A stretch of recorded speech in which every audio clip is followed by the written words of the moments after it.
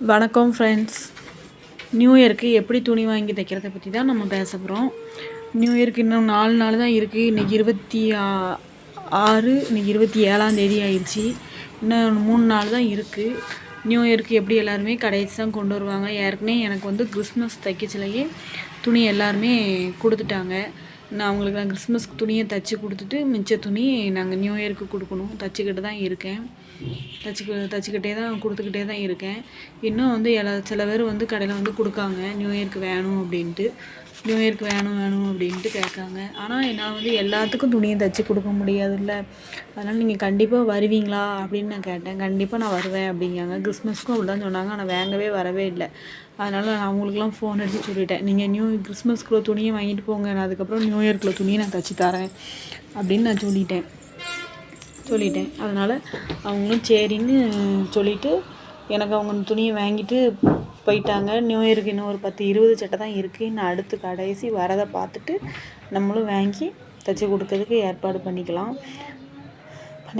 நம்ம டெய்லரோட வேலையே இதுதான். கடைசி நேரத்தில் வரும். எப்போ துணி வரும் எப்போ வராதுங்கிறது தெரியாது. எப்போ துட்டு வரும் துட்டு வராதுன்னு தெரியாது. எதையுமே நம்ம கரெக்டாக நம்ம இது பண்ண முடியாது.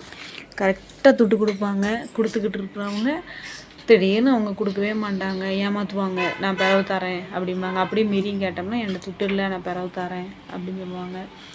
சரின்ட்டு நம்மளும் சரி நம்ம எப்பயும் வாங்குறவங்க தானே தருவாங்க அப்படின்னு சொல்லிட்டு எப்பயும் வாங்குறவங்க தானே அப்படின்ட்டு நம்மளும் பெசாட்டி விட்ருவோம். திருப்பி அவங்க திடீர்னு ஃபோன் அடித்து சொல்லுவாங்க, நான் அன்னைக்கு கொடுத்துட்டேனே அப்படிம்பாங்க. எனக்கு நிறைய திருப்பி அப்படி நடந்திருக்கு. கொடுத்துட்டேன் அப்படிம்பாங்க. ஒரு ஆளுக்கு நான் வந்து தீபாவளிக்கு தைச்சேன். தீபாவளிக்கு தைக்கச்சில் வெறும் 250 ரூபா மட்டும் தான் அவங்க தரணும். ஒரு சட்டைக்கு மட்டும் துட்டு தரணும். இப்போ நான் அன்னைக்கு கிறிஸ்மஸ்க்கு முன்னக்கூட்டி உங்கள் கோயிலுக்கு போகிறேன்னு சட்டை கேட்டாங்க.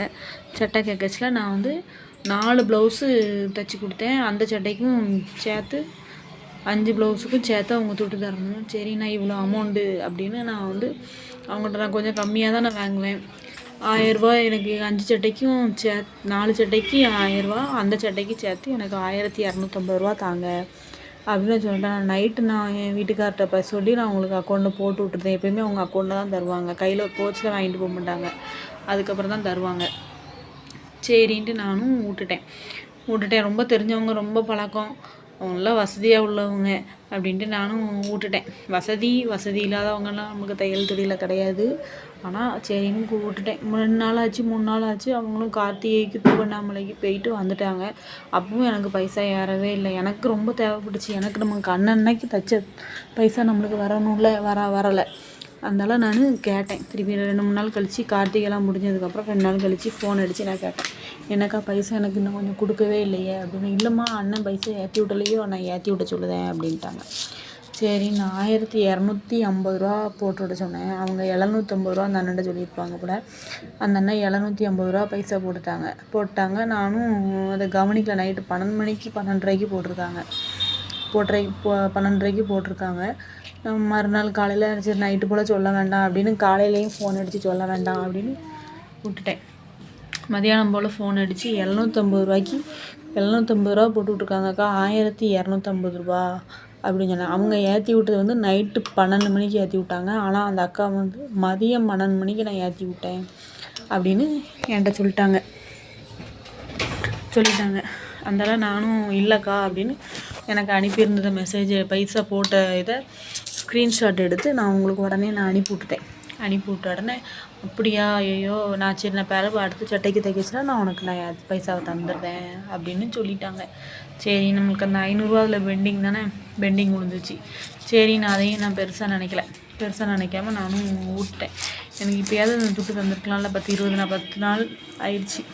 மார்கழி பிறந்தே இத்தனை நாள் ஆயிடுச்சு, தரலை. சரி, நானும் அதையும் பெருசாக நினைக்கல. எல்லாருமே கொஞ்சம் கரெக்டாக நம்ம லைனிங் துணி எல்லாம் நம்ம போட்டு தைக்கும். பைசா கொஞ்சம் கொடுத்தா நம்மளுக்கு அடுத்தவங்களுக்கு லைனிங் துணி வாங்கிறதுக்கு நமக்கு கையில் பைசா இருக்கணும்ல. மொத்தமாக நம்ம ஒரு ஃபங்க்ஷனுக்கு நம்ம லைனிங் துணி வாங்கணுமா 1000 ரூபா 500 ரூபா கரெக்டாக போயிடும். 3 சட்டைக்கு வாங்கினாலும் தான் 1200 ரூபா 1050 ரூபா 100 ரூபா 150 ரூபா போயிடுது. மொத்தமாக நம்ம அமௌண்ட்டுக்கு நம்ம வாங்கச்சில் 1000 ரூபாய்க்கிட்ட போயிடுது. அதான் வந்து அவங்க யோசிக்க மாட்டேங்காங்க, இவ்வளோ அமௌண்ட்டா அப்படின்னு நம்மள்கிட்ட கேட்காங்க. அதனால் நம்ம வந்து நியூ இயருக்கு கரெக்டாக யார் தராங்களோ நியூ இயருக்கு 4 நாள் இருக்குச்சுல அட்வான்ஸ் தாங்க. நீங்கள் அட்வான்ஸ் நான் கண்டிப்பாக தைச்சி வைக்க, நீங்கள் வந்து தைச்சி வச்சுருங்க. எனக்கு நீங்கள் பைசா கொடுத்துட்டு தைங்க. அப்போ தான் நீங்கள் வருவீங்க. இல்லைன்னா எங்களுக்கு தைக்கிற நேரமும் போகும், அவங்களுக்கும் பைசாவும் நான் கொடுக்க முடியாது, உங்கள்கிட்டையும் பைசா வாங்க முடியாது. மற்றவங்களுக்கு தைச்சி கொடுத்தா அந்த துட்டாவது கிடைக்கும். நான் அவங்களையும் வேண்டான்னு நான் சொல்லிடுறேன். அதனால் நீங்கள் எனக்கு பைசா வந்து கொடுத்துருங்க, அட்வான்ஸ் மாதிரி கொடுத்துருங்க அப்படின்னு நான் நிறைய பேர்கிட்ட சொல்லிட்டேன். அதனால் சில பேர் ஒவ்வொரு சட்டை மட்டும் தை அப்படின்னு சொல்லிட்டு அதுக்கு மட்டும் அட்வான்ஸ் கொடுத்துட்டு போயிருக்காங்க. யாருமே வந்து டக்குன்னு வாங்க மாட்டாங்க. அதனால் நான் இந்த நியூ இயருக்கு அப்படி பார்த்துட்டு கொஞ்சம் பேருக்கு மட்டும் தைச்சிட்டு கொஞ்சம் பேருக்கு முடிச்சிட்டேன். அதனால் எல்லோரும் அப்படி பார்த்துக்கோங்க, எல்லோரும் அப்படி பார்த்து தைச்சி கொடுத்துக்கோங்க. நீங்களும் கடையை வச்சுருந்தா நம்மளுக்கு இந்த மாதிரி பிரச்சனை வருங்கிறது எல்லாத்துக்குமே தெரியும். தெரிஞ்சு தான் எல்லாருமே தைப்பாங்க. அதை பற்றி பிரச்சனை இல்லை. நீங்கள் எப்படி வாங்குவீங்க என்னங்கிறத எனக்கு சொல்லுங்கள். நான் கரெக்டாக தான் கடையை நடத்துகிறானா அப்படிங்கிறது எனக்கு டவுட்டாக இருக்குது. ஒரு சில பேர் ஒன்றுமே சொல்ல மாட்டாங்க. கரெக்டாக எப்படிக்கா பிள்ளைங்களையும் வச்சுட்டு நீங்கள் எப்படி பார்க்கிங்க அப்படின்னு சொல்லுவாங்க. ஒரு சில பேர் நீ வந்து இப்படி பைசா வாங்குறிய, இவ்வளோ பைசா வாங்குறிய, தெரிஞ்சவங்க அப்படி இப்படின்னு பார்க்க மாட்டேங்கிய, பைசா கேட்கிய அப்படிங்கிறாங்க. தெரிஞ்சவங்கனாலே நான் 100 ரூபாவாவது நான் குறைச்சிருவேன், எனக்கு கூட கேட்கறதுக்கு மனசு வராது.